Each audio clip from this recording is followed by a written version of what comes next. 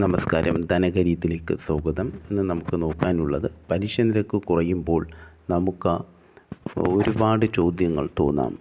Fixed deposit ആണോ കൂടുതൽ സുരക്ഷിതം, അല്ലെങ്കിൽ ഡെപ്റ്റ് മ്യൂച്വൽ ഫണ്ടാണോ ലാഭകരം? ഈ വീഡിയോയിൽ പലിശ കുറയുമ്പോൾ ഈ രണ്ട് നിക്ഷേപ മാർഗങ്ങൾ എങ്ങനെ പ്രതികരിക്കുന്നു എന്നും, ആരാണ് ഫിക്സഡ് ഡിപ്പോസിറ്റിൽ നിക്ഷേപിക്കേണ്ടത് എന്നും, ആർക്കാണ് ഡെപ്റ്റ് ഫണ്ടുകൾ അനുയോജ്യമെന്നും തുടങ്ങിയ കാര്യങ്ങൾ മനസ്സിലാക്കാവുന്നതാണ്. ഫിക്സഡ് ഡിപ്പോസിറ്റിനേക്കാൾ നല്ലൊരു ബദൽ മാർഗം ഏത് എന്ന് നോക്കാം. ഫിക്സഡ് ഡിപ്പോസിറ്റുകളേക്കാൾ മികച്ച വരുമാനം തേടുന്ന, കുറഞ്ഞ റിസ്ക് എടുക്കാൻ കഴിയുന്ന നിക്ഷേപകർക്ക് ഡെപ്റ്റ് ഫണ്ടുകൾ കൂടുതൽ ആകർഷകവും നികുതി കാര്യക്ഷമവുമായ ഒരു നിക്ഷേപ ഓപ്ഷനാണ്. നിലവിലെ സാഹചര്യത്തിൽ യഥാക്രമം 1 മുതൽ 3 വർഷവും 3 മുതൽ 5 വർഷവും നിക്ഷേപ കാലാവധിയുള്ളവർക്ക് ഹ്രസ്വകാല ഫണ്ടുകളും ഇടത്തരം ഫണ്ടുകളും അനുയോജ്യമാണ്. പലിശ കുറയുമ്പോൾ എങ്ങനെ ബാധിക്കും? പലിശ കുറയുമ്പോൾ ഫിക്സഡ് ഡിപ്പോസിറ്റിനെ എങ്ങനെ ബാധിക്കും? പലിശ കുറയുമ്പോൾ പുതിയ ഫിക്സഡ് ഡിപ്പോസിറ്റിന് കിട്ടുന്ന പലിശ നിരക്കുകൾ കുറയും. അതേസമയത്ത് പഴയ ഫിക്സഡ് ഡിപ്പോസിറ്റിൻ്റെ മെച്യൂരിറ്റി കാലാവധി വരെയും ആ പഴയ നിരക്ക് തന്നെയായിരിക്കും. പുതിയ നിക്ഷേപങ്ങൾക്ക് കുറഞ്ഞ ഇൻട്രസ്റ്റ് റിട്ടേൺ ആയതുകൊണ്ട് അതായത് ഫിക്സഡ് ഡിപ്പോസിറ്റുകൾ കൂടുതൽ അനാകർഷകമായിരിക്കും. അതിന് കിട്ടുന്ന പലിശയിൽ നിന്നുള്ള വരുമാനം കുറവായതുകൊണ്ട് അത് അനാകർഷകമായിരിക്കും, ഇത് ആകർഷകമല്ലാതായിരിക്കും എന്നുള്ളതാണ്. അതേസമയത്ത് ഡെപ്റ്റ് മ്യൂച്വൽ ഫണ്ടിനെ എങ്ങനെയാണ് പലിശ കുറയുന്നത് ബാധിക്കുന്നു എന്ന് നോക്കാം. പലിശ കുറയുമ്പോൾ ബോണ്ടിൻ്റെ വില ഉയരുന്നു. അതിനാൽ ഡെപ്റ്റ് മ്യൂച്വൽ ഫണ്ടിൻ്റെ NAV വർദ്ധിക്കുന്നു. പ്രത്യേകിച്ച് ലോങ് ഡ്യൂറേഷൻ ഡെപ്റ്റ് fund, gilt fund, dynamic bond fund എന്നിവയ്ക്കാണ് കൂടുതൽ ലാഭം കിട്ടുക. എന്തുകൊണ്ട് ഡെപ്റ്റ് ഫണ്ടുകളുടെ NAV വർദ്ധിക്കുന്നു? പലിശ കുറയുമ്പോൾ പഴയ ഉയർന്ന ഇൻട്രസ്റ്റ് ഉള്ള, ഉയർന്ന റിട്ടേൺസ് ഉള്ള ബോണ്ടുകൾക്ക് കൂടുതൽ ഡിമാൻഡ് ഉണ്ടാകുന്നു. അതിനാൽ അവയുടെ NAV വർദ്ധിക്കുന്നു. ഈ ക്യാപിറ്റൽ ഗെയിനാണ് മ്യൂച്വൽ ഫണ്ടുകളുടെ വില ഉയരുന്നതിന് കാരണമാകുന്നത്. ഇനി വ്യത്യാസം എന്തെന്ന് നോക്കാം. അതായത് റിസ്കിൻ്റെ കാര്യത്തിൽ ഫിക്സഡ് ഡിപ്പോസിറ്റ് ഫിക്സഡ് ആണ്. അതേസമയത്ത് ഡെപ്റ്റ് മ്യൂച്വൽ ഫണ്ടുകൾ മാർക്കറ്റിൻ്റെ അടിസ്ഥാനത്തിലാണ്, വേരിയബിളാണ്. അതേസമയത്ത് ഇൻട്രസ്റ്റ് റേറ്റിൻ്റെ ഇമ്പാക്റ്റ് എങ്ങനെ ഉണ്ടാക്കുന്നു എന്ന് നോക്കാം. പലിശയിലുണ്ടാകുന്ന മാറ്റം ഇതെങ്ങനെയാണ് ബാധിക്കുന്നതെന്ന് നോക്കാം. അതായത് പലിശയിൽ ഇൻട്രസ്റ്റ് റേറ്റ് ഇമ്പാക്റ്റ് വരികയാണെങ്കിൽ അത് ഫിക്സഡ് ഡിപ്പോസിറ്റിനാണെങ്കിൽ പുതിയ ഫിക്സഡ് ഡിപ്പോസിറ്റിന് മാത്രമേ അത് ബാധിക്കുന്നുള്ളൂ. അതേസമയത്ത് ഡെപ്റ്റ് മ്യൂച്വൽ ഫണ്ടിന് ഇപ്പം നിലവിലുള്ള ഡെപ്റ്റ് ഫണ്ടുകൾക്കും ബെനിഫിറ്റാണ് ഇൻട്രസ്റ്റ് റേറ്റിലുണ്ടാകുന്ന മൂവ്മെൻറ്റുകൾ. റിസ്ക് ഗ്യാരൻറ്റീഡാണ് ഫിക്സഡ് ഡിപ്പോസിറ്റിന്. അതേസമയത്ത് ഡെപ്റ്റ് ഫണ്ടുകൾക്ക് മോഡറേറ്റാണ്.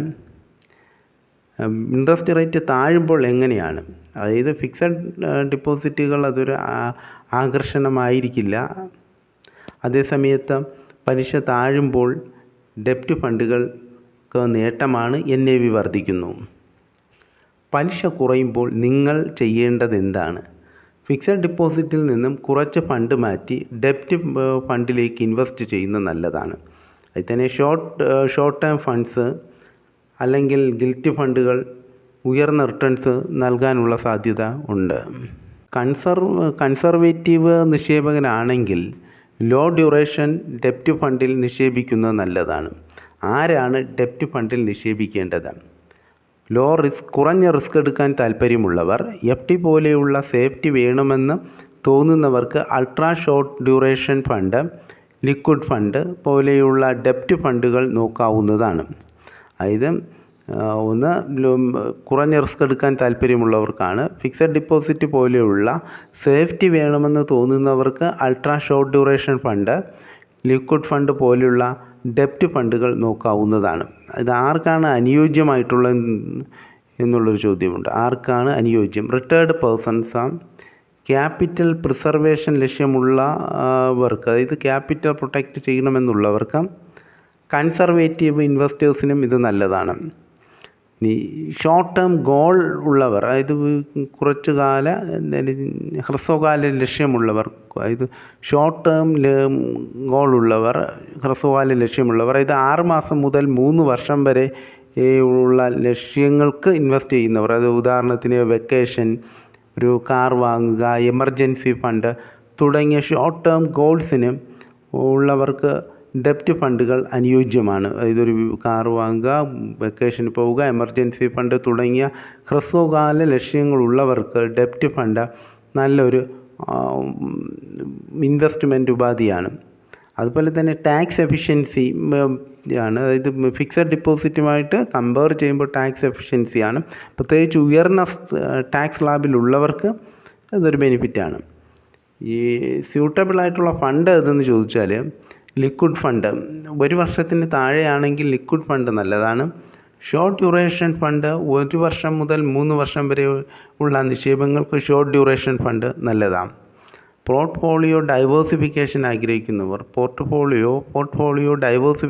ആഗ്രഹിക്കുന്നവർക്ക് ഇക്വിറ്റി അല്ലാതെ കൺസർവേറ്റീവ് പോർട്ട്ഫോളിയോ വേണമെന്ന് കരുതുന്നവർക്ക് ഡെപ്റ്റ് ഫണ്ട് സഹായകമാണ്. അസറ്റ് അലോക്കേഷൻ 60%, ഇക്വിറ്റി ഇത് ഡെപ്റ്റിൽ 60%, ഇക്വിറ്റിയിൽ 40%. അടുത്ത ഇതിൽ ബെനിഫിറ്റ് എന്ന് പറയുന്നത് പോർട്ട്ഫോളിയോ വോളറ്റിലിറ്റി കുറയുന്നു. അപ്പോൾ ഇങ്ങനെ പോർട്ട്ഫോളിയോ ഡൈവേഴ്സിഫിക്കേഷൻ നോക്കുന്നവർക്ക് ഉള്ളൊരു ബെനിഫിറ്റ് എന്ന് പറഞ്ഞാൽ പോർട്ട്ഫോളിയോ വോളറ്റിലിറ്റി കുറയുന്നു, പ്രെഡിക്റ്റബിൾ ആയിട്ടുള്ള റിട്ടേൺ തന്നെ കിട്ടുന്നു. ഇൻട്രസ്റ്റ് റേറ്റ് ട്രെൻഡ് കണക്കാക്കുന്ന വലിയ നിക്ഷേപകരുണ്ട്. ഇൻട്രസ്റ്റ് റേറ്റിൻ്റെ ട്രെൻഡ് കണക്കാക്കി നിക്ഷേപിക്കുന്നവർ, അതായത് ഇൻട്രസ്റ്റ് റേറ്റ് കുറയുമ്പോൾ ബോണ്ട് പ്രൈസ് ഉയരുന്നു, ഡെപ്റ്റ് ഫണ്ടിൻ്റെ NAV വർദ്ധിക്കുകയും ചെയ്യുന്നു. ഇങ്ങനെ മാക്രോ ട്രെൻഡ് ഉൾക്കൊണ്ടുകൊണ്ട് സ്ട്രാറ്റജിക്കായിട്ട് ഇൻവെസ്റ്റ് ചെയ്യുന്ന നിക്ഷേപകർക്ക് ഡെപ്റ്റ് ഫണ്ട് മികച്ചതാണ്. അതായത് ഇൻട്രസ്റ്റ് റേറ്റ് കുറയുമ്പോൾ ബോണ്ട് പ്രൈസ് ഉയരുന്നു, ഡെപ്റ്റ് ഫണ്ടിൻ്റെ NAV വർദ്ധിക്കുന്നു. ഇങ്ങനെ മാക്രോ ട്രെൻഡ് ഉൾക്കൊണ്ടുകൊണ്ട് സ്ട്രാറ്റജിക്കലായി ഇൻവെസ്റ്റ് ചെയ്യുന്നവർക്കും ഡെപ്റ്റ് ഫണ്ട് മികച്ചതാണ്. എമർജൻസി ഫണ്ട് നിക്ഷേപത്തിന് ഏറ്റവും നല്ലതാണ്. ഇത് സേവിങ്സിൽ അക്കൗണ്ടിന് പകരമായിട്ട്, ഇത് ലിക്വിഡ് ഫണ്ട് എമർജൻസി ഫണ്ടിന് വേണ്ടി ഒരു നല്ല ഒരു നിക്ഷേപമാണ്. ലിക്വിഡ് ഫണ്ടിൽ ഇൻവെസ്റ്റ് ചെയ്യുന്നത് എമർജൻസി ഫണ്ടിന് നല്ല ഒരു നിക്ഷേപമാണ്. ഒരു ദിവസം തന്നെ റിഡംഷനുണ്ട്. സേവിങ്സ് അക്കൗണ്ടിനേക്കാൾ ബെറ്റർ റിട്ടേൺസ് നൽകുന്നുണ്ട്. ഡെപ്റ്റ് ഫണ്ടും ഫിക്സഡ് ഡിപ്പോസിറ്റും തമ്മിലുള്ള വ്യത്യാസം എന്താണെന്ന് നോക്കാം. നിശ്ചിത കാലയളവിലേക്ക് ഉറപ്പായ വരുമാനം വാഗ്ദാനം ചെയ്യുന്നതിനാൽ സ്ഥിര നിക്ഷേപങ്ങളെ, ഇത് ഫിക്സഡ് ഡിപ്പോസിറ്റുകളെ കുറഞ്ഞ റിസ്ക് സാധ്യതയുള്ള നിക്ഷേപങ്ങളായി കണക്കാക്കുന്നു. അതേസമയം പലിശ നിരക്കിലെ മാറ്റം ഡെപ്റ്റ് ഫണ്ടുകൾക്ക് മികച്ച നേട്ടം കൊടുക്കുന്നു, അല്പം റിസ്ക്കും ഉയർന്നതാണ്. നികുതിയുടെ കാര്യം നോക്കിയാൽ നികുതി ലാഭിക്കുന്ന ഫിക്സഡ് ഡിപ്പോസിറ്റ് നിക്ഷേപങ്ങളിലെ നിക്ഷേപത്തിന് ആദായ നികുതി നിയമത്തിലെ സെക്ഷൻ 80C പ്രകാരം ഇളവ് ലഭിക്കും. എന്നാൽ ഡെപ്റ്റ് ഫണ്ടുകളിൽ അത്തരം ഇളവുകളൊന്നുമില്ല. എന്നാൽ സ്ഥിര നിക്ഷേപങ്ങളിലെ, അതിൻ്റെ ഫിക്സഡ് ഡിപ്പോസിറ്റുകളുടെ നിക്ഷേപങ്ങളെയും ഡെപ്റ്റ് ഫണ്ടുകളെയും ഒരേ ആസ്തി വിഭാഗത്തിലാണ് തരംതിരിച്ചിരിക്കുന്നത്. ഇനി നമുക്ക് നോക്കാനുള്ളത് ഫൈനൽ വേർഡിക്റ്റ് എന്തായിരിക്കുമെന്നുള്ളത്. നിങ്ങൾക്ക് വേണ്ടത് ഉറപ്പും ഗ്യാരൻറ്റിയും സ്ഥിരതയുമാണെങ്കിൽ ഫിക്സഡ് ഡിപ്പോസിറ്റ് തന്നെയാണ് നല്ലത്. ഫ്ലെക്സിബിലിറ്റിയും കൂടുതൽ ബെറ്റർ റിട്ടേൺ പ്രതീക്ഷിക്കുകയാണെങ്കിൽ ഡെപ്റ്റ് മ്യൂച്വൽ ഫണ്ടിൽ ഇൻവെസ്റ്റ് ചെയ്യുന്നതാണ് നല്ലത്.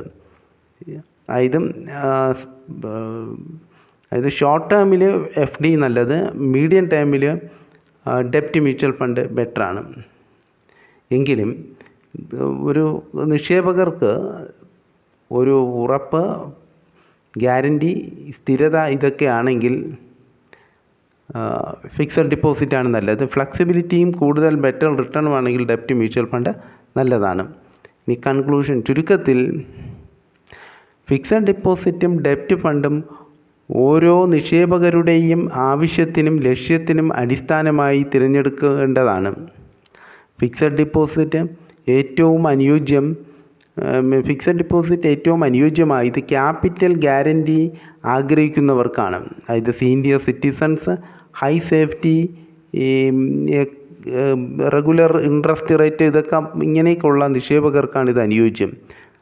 പിന്നെ ഷോർട്ട് ടേം 1 വർഷം മുതൽ 3 വർഷം വരെ ഷോർട്ട് ടേം നിക്ഷേപകർക്കും ബെനിഫിറ്റാണ്. ഇൻവെസ്റ്റ് ചെയ്ത് തുടങ്ങുന്നവർക്കും FD നല്ലതാണ്. ടാക്സ് സേവിങ് 5 വർഷത്തെ ടാക്സ് സേവിങ് സെക്ഷൻ 80C അനുസരിച്ച് ടാക്സ് ബെനിഫിറ്റ് കിട്ടുന്നുണ്ട്. പരിഗണിക്കേണ്ടത് പലിശ പൂർണ്ണമായും ടാക്സബിൾ ഫിക്സഡ് റിട്ടേൺ ഇങ്ങനെയുള്ളവർക്ക് ഫിക്സഡ് ഡിപ്പോസിറ്റ് നല്ലതാണ്. പക്ഷേ ഇൻഫ്ലേഷനെ കവച്ച് വെച്ച അതിനെ ബീറ്റ് ചെയ്യുന്ന രീതിയിലുള്ള ഒരു റിട്ടേൺസ് കിട്ടത്തില്ല.